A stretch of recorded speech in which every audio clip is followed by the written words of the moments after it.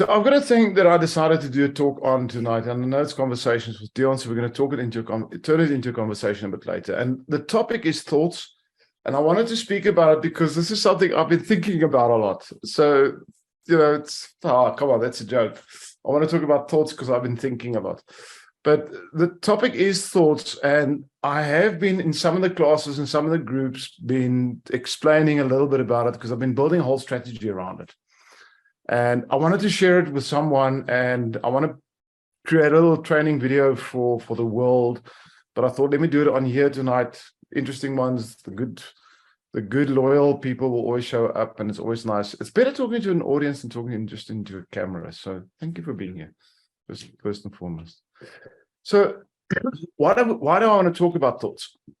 The first concept is, and I don't know if anybody else has had that struggle. If you have, just raise your hand, give me a sign. But very often I find myself thinking, and I have what I think is a smart thought. It's like, oh, that's a jewel. That's a really, really nice, brilliant thought. I must remember that one. And then I go, what is it I wanted to remember again? And it's almost like that thought is just gone again. So we use the term thoughts are fleeting, and very often it frustrates me that my thoughts are actually, they come and they go very quickly. And it started to frustrate me. So a while back, I started doing research. What can one do? How do we change it? How do you teach your brain to think differently? And I started practicing and applying it. I've been doing it for quite some time, actually. And it works. It works. Because one of the other challenges I had was that there are times when I find myself having, the only words I can really use is negative thoughts or troublesome thoughts or very intense thoughts. And it's as if they mull around in my head. They affect my state. Sometimes I can even feel my heart beating like it shouldn't. And I find it very discomfortable. I don't like it. So I wanted to figure out, is there a way I can actually teach my brain to reconstruct the way it thinks, to think better, and not to think, in a pink and fluffy way where only good thoughts. And I wanted to think realistically. I wanted to think positively. I wanted to think critically. I wanted to think in all mannerisms, in a well-structured way of thinking. But I wanted to be able to keep my thoughts. I wanted to be able to have inspirational, forward-moving thoughts. And that's where this challenge came up for me, because there was a time a while back where I was not pleased with my own thoughts. And I needed to really understand this. So I started unpacking at some of the classes and sort of now wanting to sort of really just teach this concept to you guys and whoever else might be interested. So the first thing about thoughts is we need to absolutely clearly understand that thoughts are very fast. So I mentioned the word fleeting earlier, but thoughts are lightning fast. And very often it feels to us as if we don't have full control of our own thoughts. In fact, I've sort of unpacked it with a few people, discussed it. And the one guy said to me is what bothers him the most is how much he lies to himself in his own thoughts. And I went, oh, that's interesting. Because we think about things that are unrealistic. We think about things that are not necessarily true. So very often we'll have a thought in a particular direction. Let's say, for example, the thought is, I want to be healthier. Then some thoughts might come in, oh man, it means I have to eat salads. I don't like salads. And these thoughts come in very quickly. So for you not to experience those negative thoughts, very often the brain comes up with a excuse thought, which is nothing else but a lie, where it sort of comes up and says, well, but you don't look that bad. You can have more chocolate. You can have a little bit of a slice of cake. That's when thoughts are lying to ourselves. Our own thoughts are lying to ourselves. And I found that very interesting. So the question was, so how do I teach my brain to think the way I wanted to think? To understand that, I needed to try to figure out where do my thoughts come from. Now, we do know that thoughts originally in my belief system, my value system that are merged in the concept of my identity. And that is the growth soil, if I can use that term, the fertilizer for thoughts. But in my belief system, there's a variety of different things. I also believe that chocolate tastes delicious. So if I want to live healthy, which is a great value and belief, I also value chocolate, and that's also a belief that it tastes delicious. So very often these thoughts are in conflict with each other, and they sort of create a little internal war. And again, I don't know if you guys are happy with it. I'm not. I want my thoughts to be aligned, and they need to go where I want them to go. So I try to find the root of thoughts. And what I found was, well, I didn't. I couldn't find the root. I could not figure out exactly where our thoughts come from. Now, we do know that they run around in our heads, and we do know they pop in, and very often they pop out. And sometimes we sit in a state where we go, oh, where did that thought come from? And we wonder, what happened? What triggered that thought? Or where did that one go all of a sudden? Oh, look there, there's nothing. Let me go over there. And the thoughts change very quickly. But the true origin of human thoughts, I think, is more of a spiritual quest than my personal development type of quest. And I sort of took that and I said, okay, well, let me maybe just park that for a moment. And I will go down that route, but not today. I want to first get my brain to think the way I want it to. So I came up, and this is the strategy that I've been applying, and I do know that this works. So the first thing I started doing was what I realized, that the moment you want to solidify a thought, the easiest way to solidify thought is to start speaking it. Now, you can speak it ideally with other people, because the moment you speak it to other people, you're putting it out in the universe, you're putting it out in the ever. And the moment it is out there, it starts to, and I almost want to say, it starts to create its own reality. It starts to create this internal reality you've got in your mind. It starts to influence that perception with others, with yourself, etc. So it has its own ripple effect. The moment you start speaking things, the moment you say things, the moment you say to someone, I love you, or you're amazing, that has a creator effect on them. It creates in them a different state, a different response, a different attitude, a different way of believing about themselves. It alters their identity. It has a magnificent ability. So the moment we say things, it solidifies or gives life to a certain extent to our thoughts. So speaking does create a different way of thinking, because now it's out there in the big universe. But here's the interesting thing about speaking. For the human brain to be able to say something, it needs to restructure the thoughts. It has to think about what it's thinking about to be able to say what it's thinking about. And the moment we do that, it starts to train the brain to think in a more logic pattern, to think in a more structured manner. Because for you to be able to say something, you have to say it in such a way that somebody else comprehends, understands it, and can actually use those words. So it forces your brain to think more structured.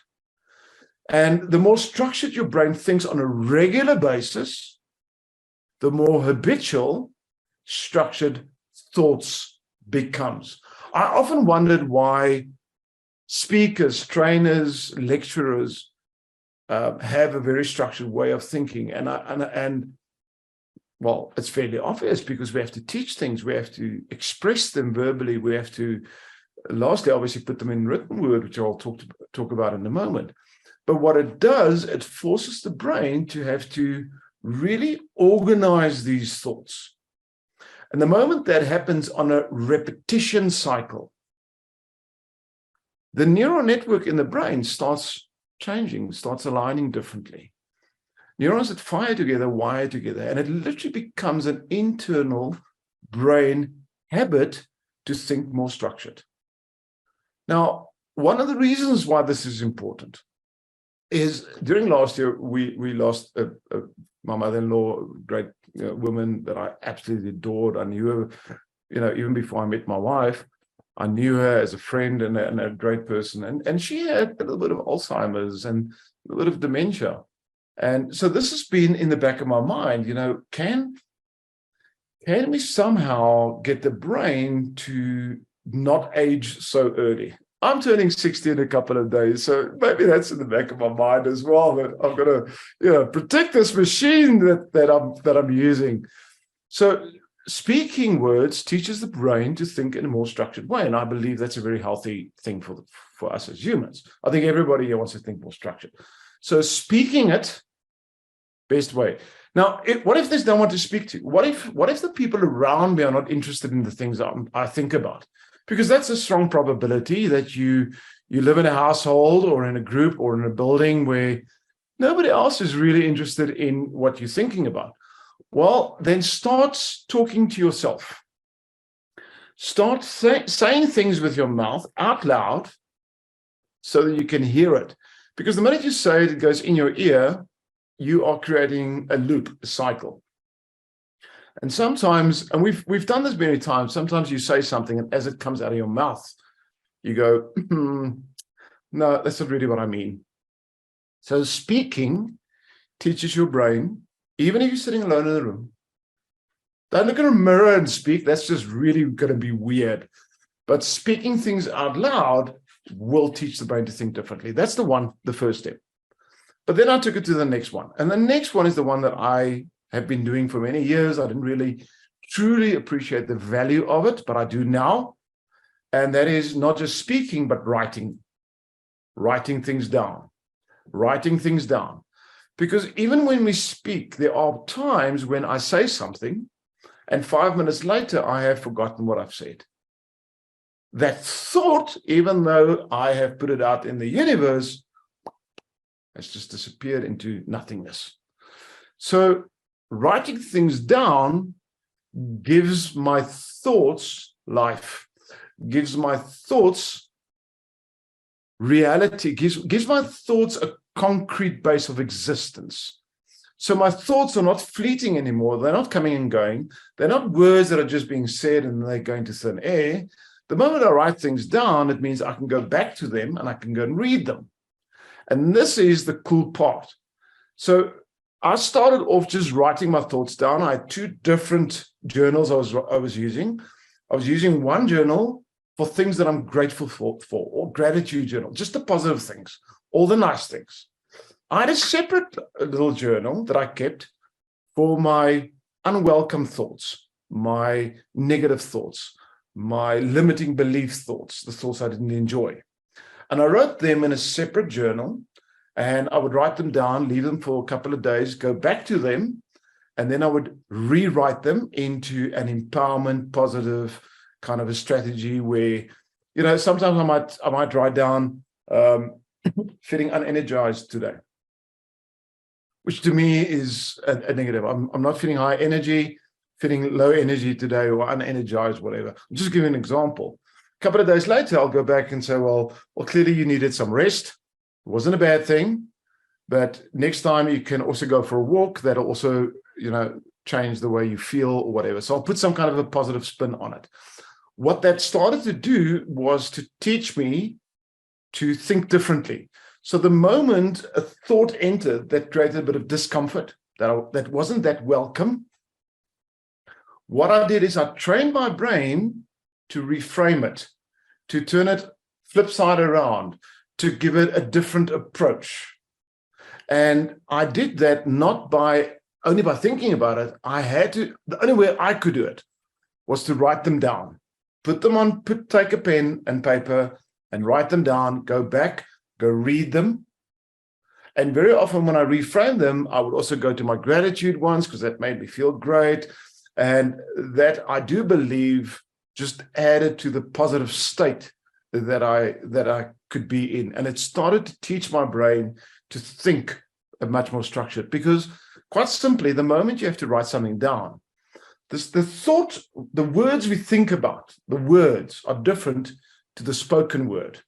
And the spoken word is different to the written word. They're three different strategies.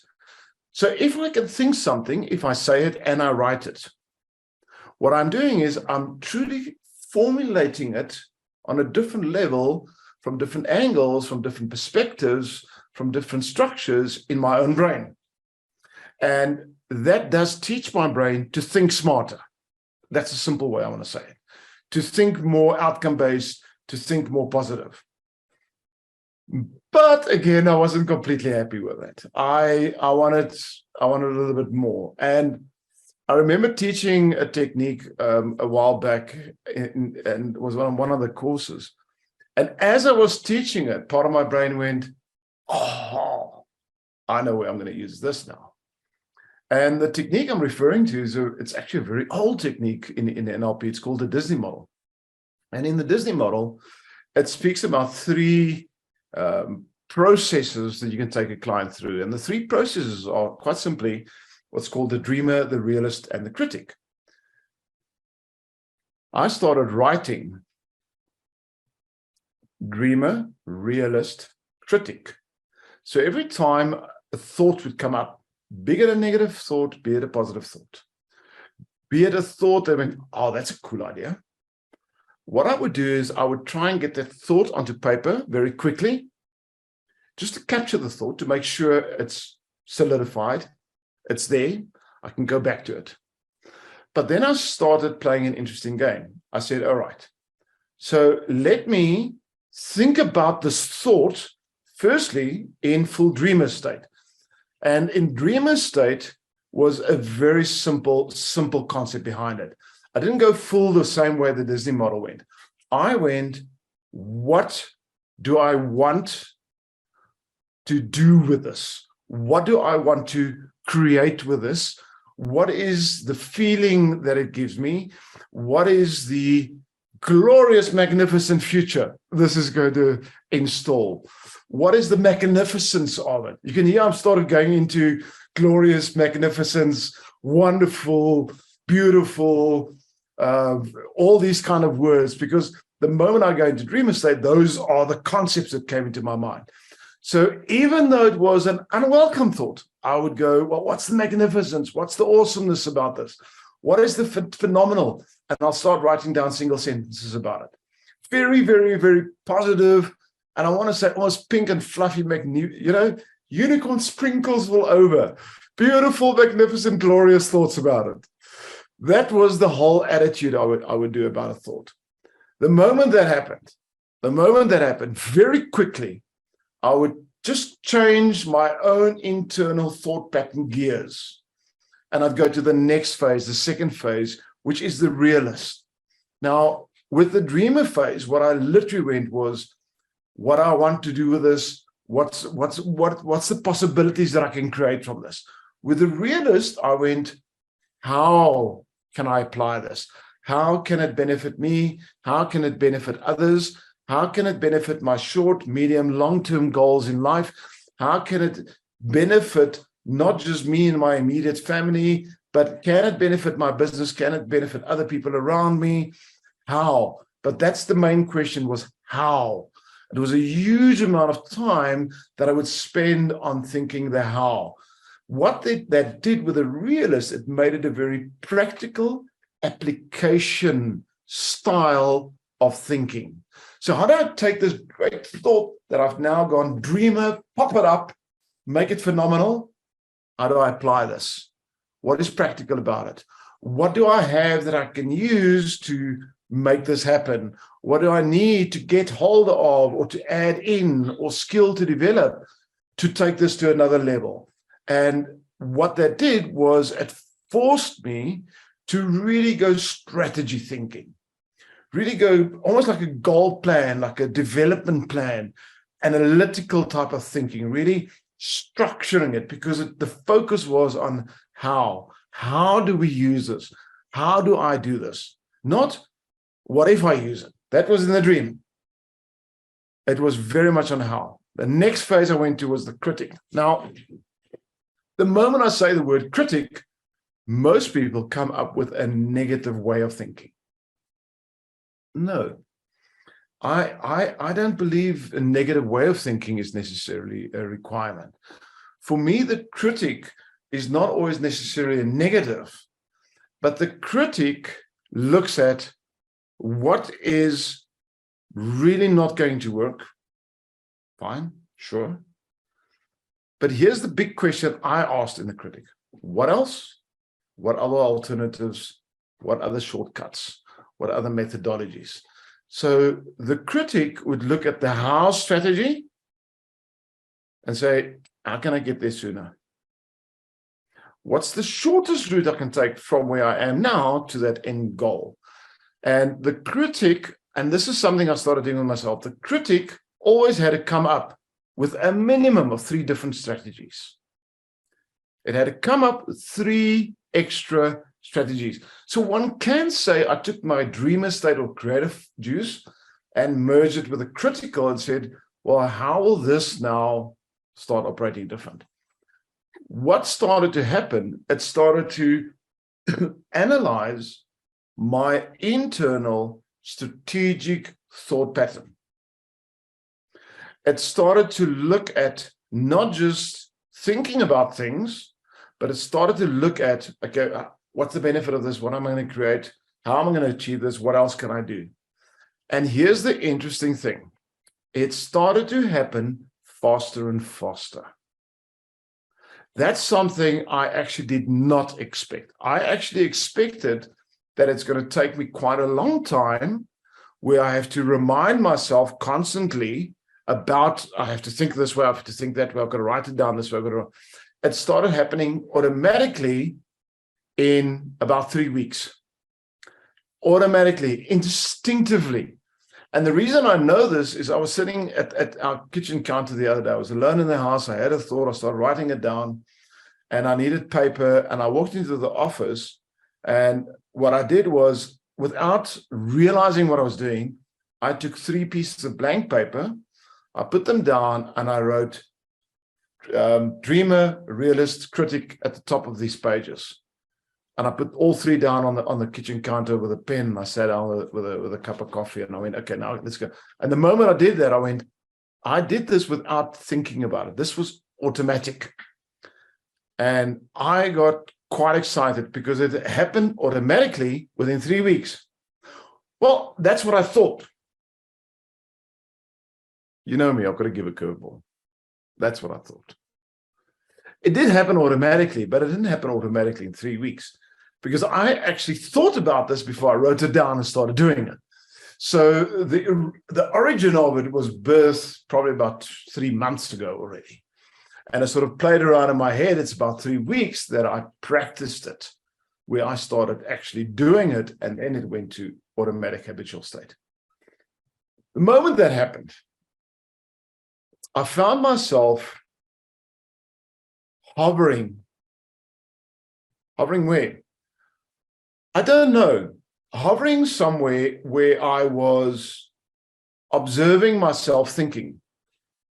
Hovering in a thought state where I was observing my own thoughts. I don't know if you guys have ever had that experience. And I promise you, I was absolutely sober when that happened. But it was as if a part of me could literally go to what we call in NLP a meta state, which is a state about states itself, observational state, where part of my brain was literally, all right, you're in thinking mode. All right, there's your creative. All right, there's your realist. All right, there's your critic. And here's the strangest thing. It was as if these 3 started their own conversations. And this one over here was the mediator saying, no, a little bit to that, that's all right, go there, that. And when that happened, to me, that was really kind of amazing. Because I've always spoken about this and I've always teased about this. I very often, in some of the classes, I often teach about, our thoughts are actually multiple. We have a huge amount of voices in our heads when we think. And the joke I very often make is that inside of our own thoughts, we are actually, to a certain extent, we're schizophrenic in our own heads because we've got so many voices going on in our own heads. And it's a really bad joke, but for years I've been talking about that. But I never understood that it is actually possible to teach it to be more focused on the outcomes you're looking for, to teach my own brain to think better. And I've been talking and teaching about this for many, many years. But when this happened to me, it was like, this is really amazing. So I didn't immediately go and start teaching it. I wanted to first give it time to settle, because I needed to know it's going to happen again. And I wanted to know that if necessary, I can actually force myself into a state like that. And the cool thing is, I want to say you can. And it's actually easier and faster. So if you want to give yourself a great gift for the next year, for the rest of your life, those around you, because here's the great thing about amazing thoughts, but the best thing is having a thought that's observing all your thoughts. Before I say something, I need to think about it. Words don't fall out of our mouths before thought happens.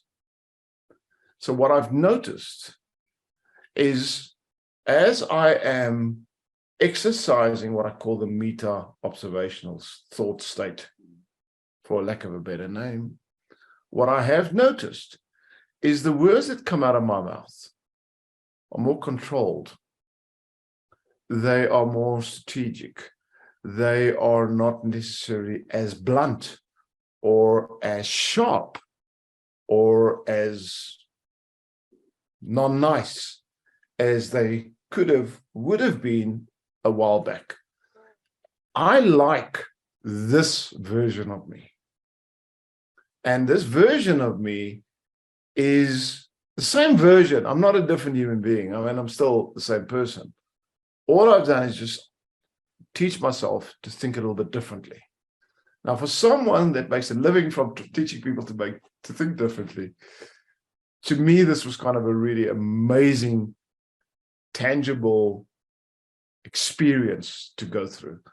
And I was just excited to express it, teach it to a few people that really want to hear it, and hopefully, and I trust, that will practice it, apply it, and gain from it as much as I have.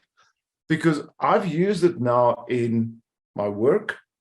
I've used it in my personal relationships with my wife and children.